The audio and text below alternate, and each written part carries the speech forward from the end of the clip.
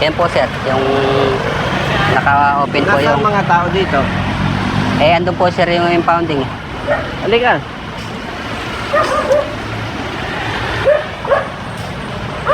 Yung in charge dito, nasaan?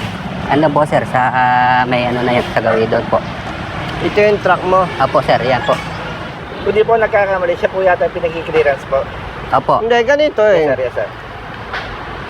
Brother, naka-record tayo, no? Apa, apa. Hindi naman ito personal eh. Yes, sir, apa, apa. No. Ito, tumawag sa aking opisina. Yes po. Okay. Yes po. Kung yung report sa'yo ay kontra, Yes po. magsalita ka. Apa, apa. Tumawag ito sa aming opisina. Ang kanyang truck na may kargang buhangin, tumirik sa may nagtahan. Apa. Okay. Ang enforcer ninyo, kumuha ng towing truck. Okay po. No? Opo sir. Inilipat. Apa. Mga gaano kalayo? Pagbaba lang po sa stoplight doon sir. Andun po may ano sila inilipat. doon. Okay po. And nakita ko doon sa video, may truck, elf, binawasan ang buhangin mo, ano? Opo sir. Ilang beses binawasan? Mga 4 siguro po sir. Apat O na 5. truckload, Yes, nung po. maliit na truck. Apa. Then, kinabukasan, tama, Opo. may dumating kayong mekaniko. Opo sir. Nagawa ninyo. Opo. Okay. Binalikan kayo ng MMDA, tapos iniskortan papunta dito. Yung MMD po sir, nakatalaga talaga doon mismo Kaya kasi nga, may barak. Oo. Iniskortan kayo ng MMDA papunta dito. Hindi hinila, iminaneho mo. Opo.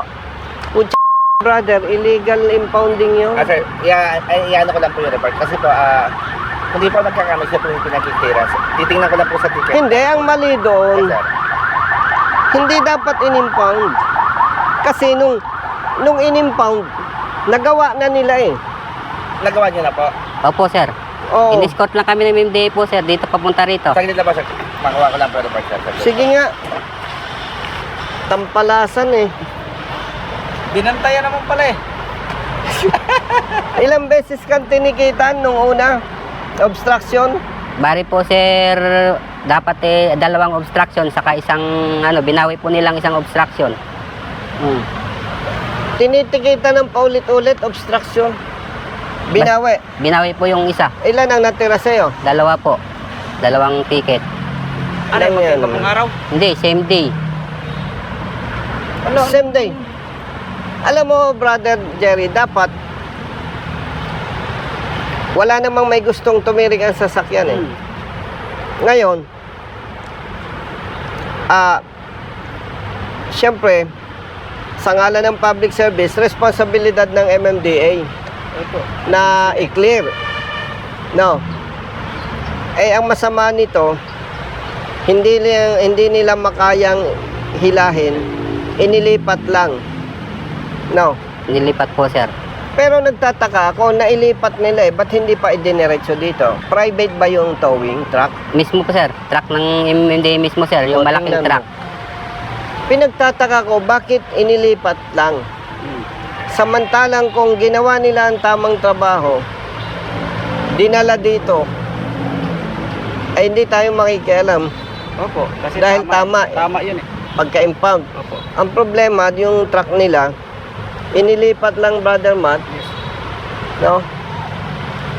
Tapos, kinabukasan, nung nagawa na, Saka po, in-escort. ikinuman, imaneho mo, In-escort na siya. iniskortan ka papunta dito, Punta lang no? dito po sir. O di illegal impounding. Yung isa pang tanong doon, yung buhangin na kinuha sa kanya, saan na napunta? Yun nga. Doon po sir, dinala nila sa may ilalim po ng ano, doon daw sa may ano nila sa Menjola. Sa opisina doon, Oo, sa may Menjola po. ng MMDA. MMDA, mayroong Ano yun, naandun lang Pero, brother, Opo. mali yun. po. Mali po yun. Produkto niya yun eh. nga sabi ko nga po sir, ba't ka ako binabawasan nyo kung ipapatowing nyo man lang? Kasi dapat ka ako, hindi nyo nababawasan yan. Dahilan po nila sir, mabigat daw. Kaya binawasan nila. Hindi Pero- naman po tinowing. Pero mali yun.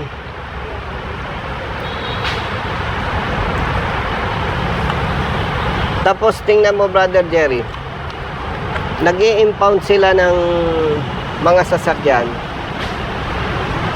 nakabalandra lang, Ulan init po.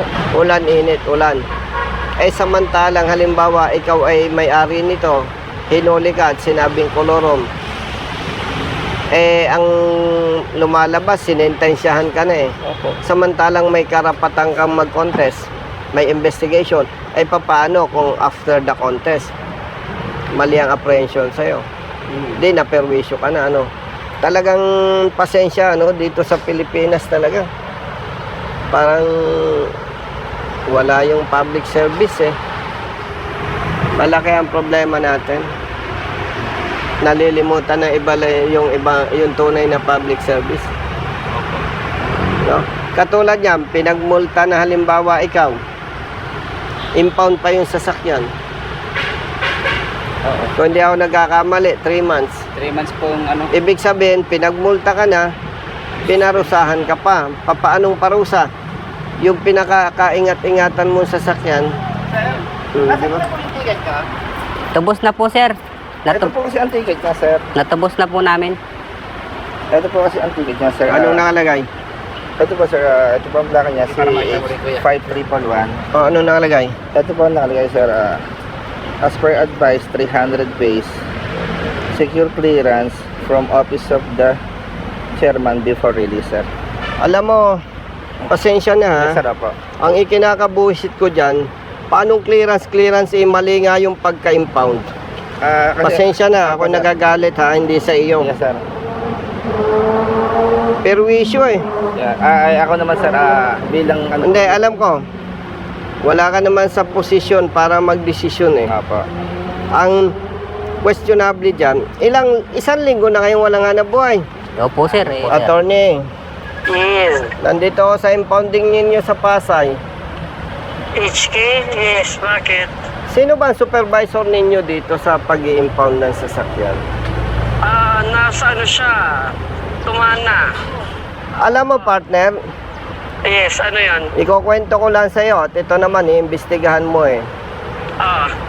Kawalang ya naman ng tao natin. Alam mo kung bakit? May truck na tumirik sa nagtahan. Huwebes last week. Kahit na po sa loob. May kargang buhangin. Yung enforcer ninyo kumuha ng towing truck. Inilipat yung truck mga around 500 meters. Opo, sir. Mga ganun lang po. Okay. Tapos binawasan ng buhangin mga ilang elf, 4. Nasa 4 po. Okay. Then kinabukasan nung magawa na yung truck, inescortan itong driver, inimpound ang truck. Hindi hinila, minaneho ng driver. Ganito yan. Alam ko na yan. Yung taga-Nueva Ecija tatay. Oh, Marami na kasi kaming insidente na na yung mga buhangin nahuhulog, overweight. Tapos, ang problema dyan, ilang araw na, more than 24 hours, ang sabi, i-rescue, alam mo kung saan siya na malapit sa Malacanang. Kaya kami... kapatid. Oo. Kaya kami Kapatid. talaga, ang gusto ni Chairman, tinuruan ng leksyon yan. Paulit-ulit na lang yan. Bakit? Bakit paulit-ulit itong truck na ito? Marami yung mga insidente, Kapatid. yung mga buhangin. Kapatid, hindi pwedeng ganun, yung paulit-ulit na lang. Bakit? Yung kasalanan ni Pedro, kasalanan ni Juan.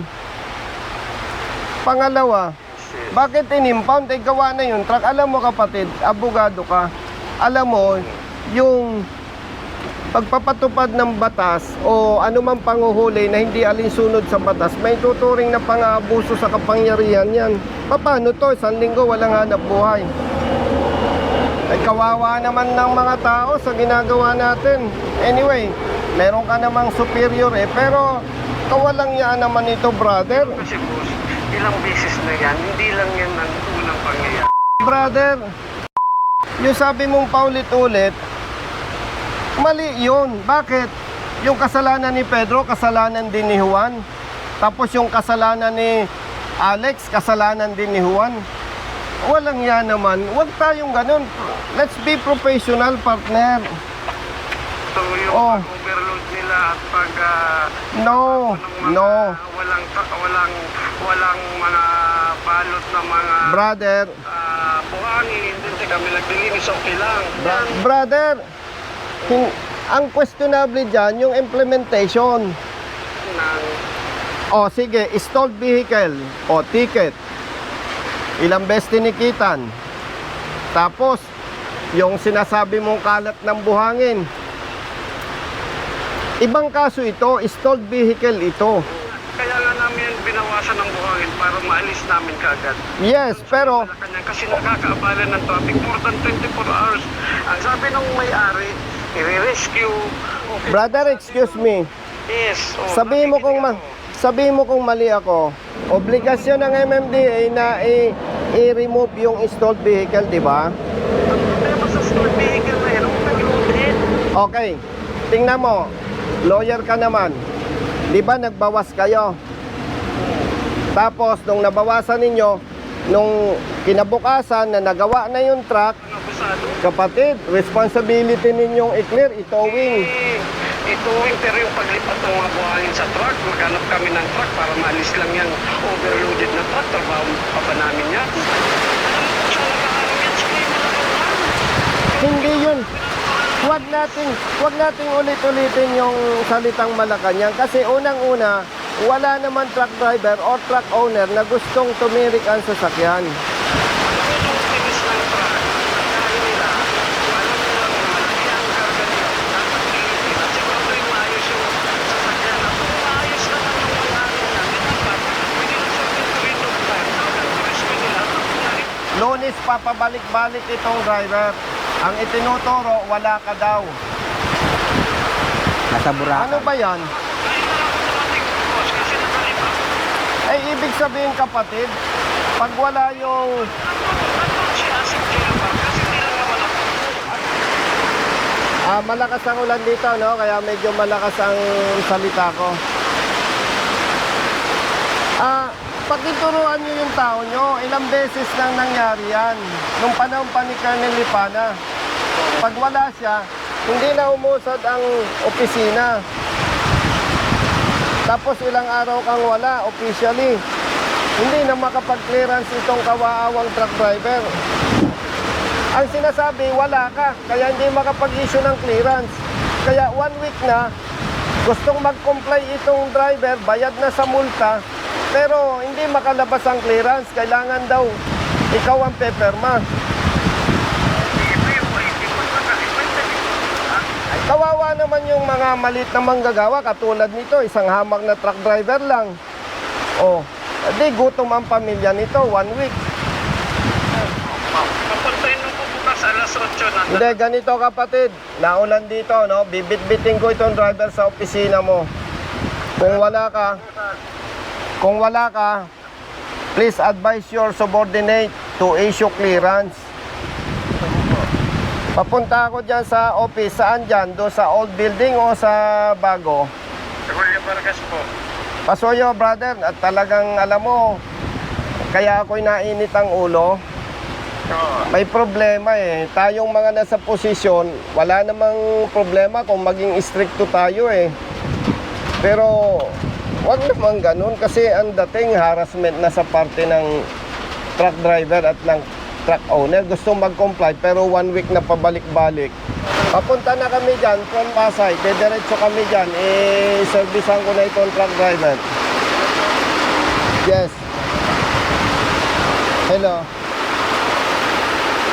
Sumama ka sa amin. Ano po, sir? Sir, bali ito po yung report ko. Thank kopya.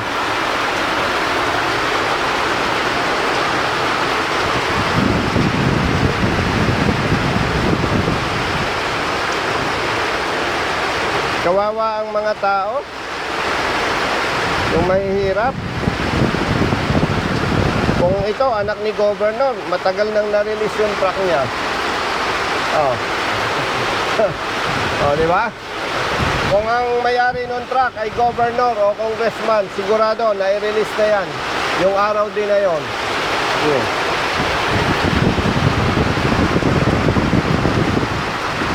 Kung ang panalangin ng mga naapi ay nakakamatay, marami nang namatay na nasa posisyon.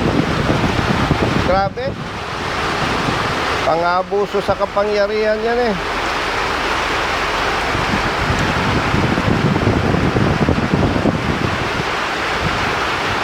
Sabihin ko sa MMDA, kukuha ko ng towing truck, i-accredit nila, no? No?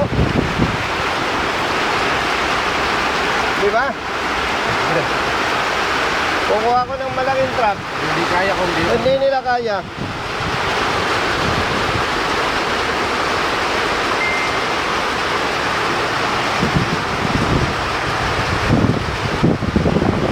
Tayo na, brother. Let's go. Brother, meron yung payong.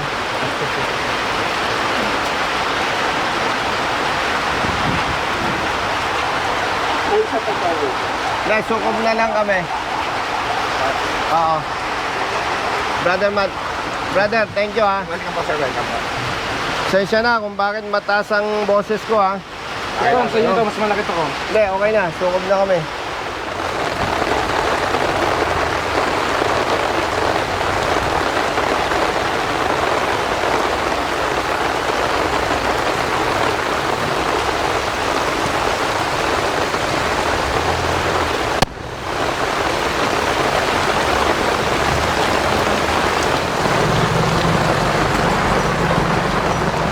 Nakalagpas po dyan yun sir, sa siding, mga ganyan po. Ayan ngayon. Saka may trapal eh.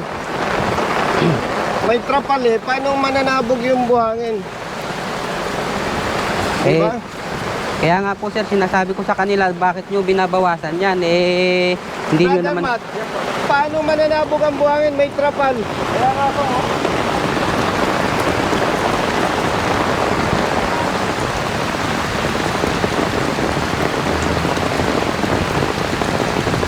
Saan ang probinsya mo, brother? Bakulod po sir. Bacolod. Opo sir. Awa-awa kayo.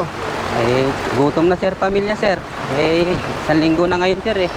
Wala namang kita po sir eh. Pasensya na kayo. Talagang ganyan. Eh. Opo nga sir, kaya po tumawag na po kami sa inyo sir para... Pasok, mauna ka. Brother, salamat sa payong, ha? Pasalubong na lang sa kabila. Okay na to sir, may ilaw. May pinapili sa Tony Nunez. Wala doon. Sa information na lang. Sinong nandyan? Si chairman ko nandiyan pa rin. Hindi, kay attorney ano. Anong floor si attorney, ano yan, Lian? 15 po. 15. May kukunin Yes, kaming boss. clearance. Thank you. Let's go.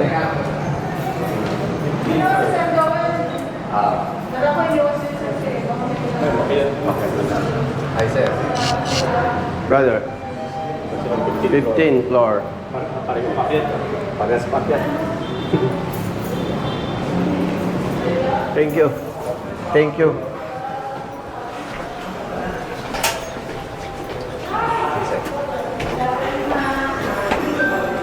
Thank you.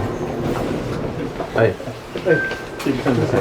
Brother, Sino ang boss mo? Kami ho yung tatay ko po. Ay, okay. 15th floor. Nandito pala kayo.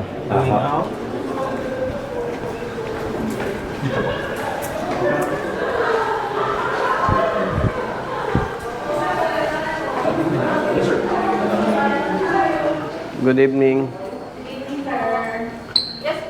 May pinagbilin si attorney Saan, sir? Yung sa... yung sa clearance. Ay, okay na, sir. Sinong next? Nalagyan na. Yan! Sinong next Ito na, in sir. line? Sinong next in? Opo, doon na po yan na. Sinong next in line kayo? Ay, secretary lang po, sir. Sino sa attorney Lian?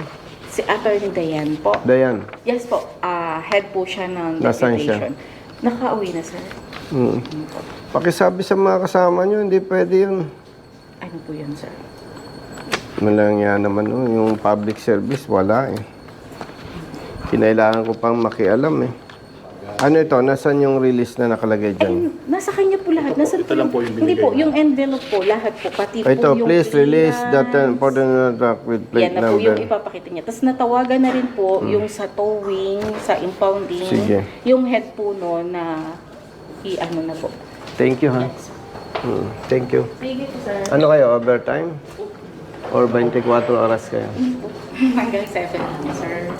Kasi Okay. di ba po, 7 to 4 lang yung office ko. Kaya lang, kailangan may mag-extend para po ko na kaya may dadating. Okay. May mag-a-assist po. Okay, thank you. Thank you rin po.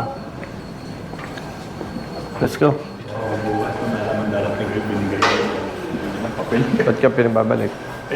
Balisan daw si Atty. Tinabagan ko. Ayaw ko kami binyan, kanina pa ho kami rito. Kanina pa ho kami alas 10. Ayaw Kung ko. nakakamatay ang panalangin, marami nang dito. Grabe ho. Pangatlong balik na ho namin. Friday, nandito na ho kami. Monday, nandito. Abuso yan eh. Alam mo bakit? Tumirik yung truck. No? Sabi, dapat daw, siguraduhin mong okay ang truck. Sino siraulong businessman at driver gusto na tumirik ang truck? Tama po. Pangalawa, hindi kaya nung towing truck nila. Ay, trabaho nila yun eh.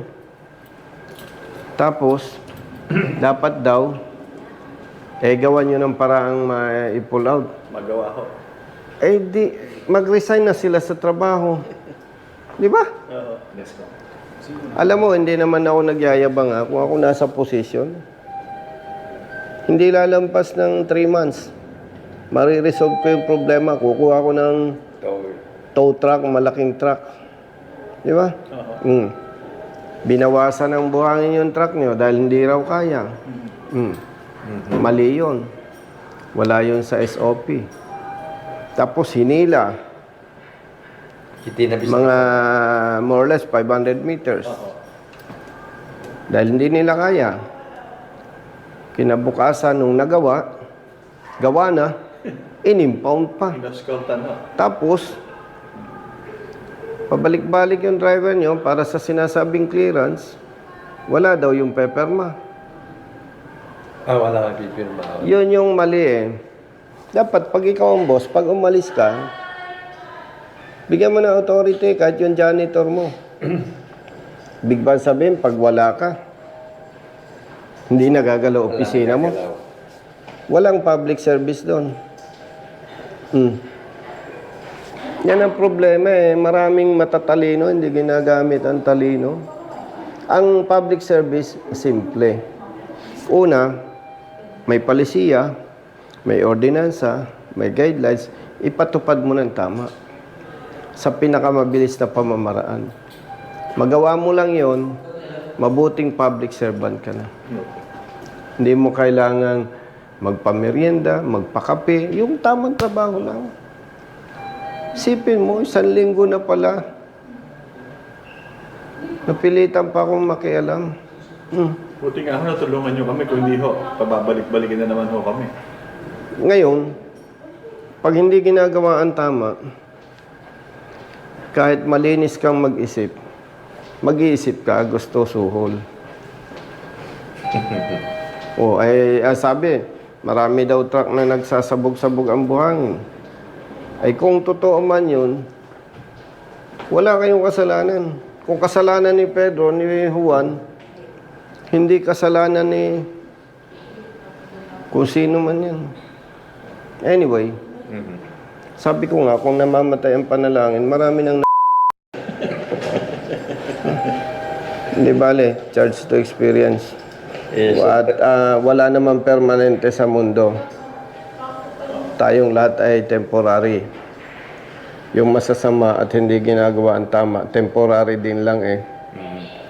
Ang mahalaga na lang, hindi tayo abusado. Ginagawa natin yung alam nating tama na makakabuti sa kapwa. Hindi naman natin sila pwedeng diktahan eh. Kawawa talaga kayong mga taga-probinsya. No? Nakita nyo yung problema? Grabe po. Ako, honestly, kuya, hindi ko plananong pumasok sa politika. Napilitan lang ako. Kasi nung nag-retire ako, wag na daw ako makialam dahil retired na ako. Ibig sabihin pala, kahit mali ang ginagawa ng iba, dahil retired na lang ako, wala akong pakialam. Kaya ako, niloob ng Diyos sa suporta ng taong bayan, ang One Rider Party List nakaupo sa Kongreso. O, kailangan ipagpatuloy ang advokasya. Kasi wala namang magtatanggol sa driver na katulad niya. O, pero alam mo ba kung gusto mong mabilis? Yung totoong nangyayari, mag-offer ka ng suhol. Oo. Uupo ka na lang. Hindi, yun ang totoo. Kung ikaw ay corrupt, simple lang. Boss, ano bang maganda dyan? Tulungan nyo na kami, kami ng bahala. O sige sir, upo lang kayo dyan. Tatakbo ang papel. I-deliver sa'yo. Pero, maglalagay ka. Hindi pwede yun. Kung hindi kayang gumawa ng tamang serbisyo, mag-resign na lang. Di ba? Anyway, lahat naman may hangganan eh. Hindi lahat ng bagay permanente. Di ba? Panahon yan. Basta tama, pwede tayong makipag-away. Kami natulungan, yung una, yung timbangan doon sa Saragossa, pinuntahan ni Kong Pasitas. Sa Saragossa? Dalawang timbangan. Isa sa... Yun naman timbangan dyan sa NLEX. Sa North. Ako rin tumawag doon. Yung timbangan naman sa North, pag tinimbang, overload raw. Binawasan, tinimbang, tumasan timbang. Binawasan, tumasan timbang. Sabi ko, dagdagan nyo na lang, mga bababa ang timbang. Tapos, technically, napatunayan natin, defective ang timbang. Kinausap ko si Secretary Bunuan ng DPWH. Maganda naman, inaksyonan agad. Pati NLEX, inaksyonan agad. Brothers, thank you ha. Halika. Para may background. Nasaan yung driver mo? Rick, Chris. Halika. Makapakita sa BBC at Truckers Association.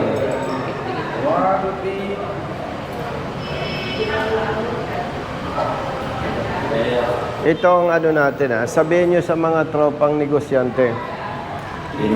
Pag may problema, huwag mag-o-offer ng suhol, patigasan. Maraming salamat po ako. Asa sasakyan nyo? Ay, meron na po.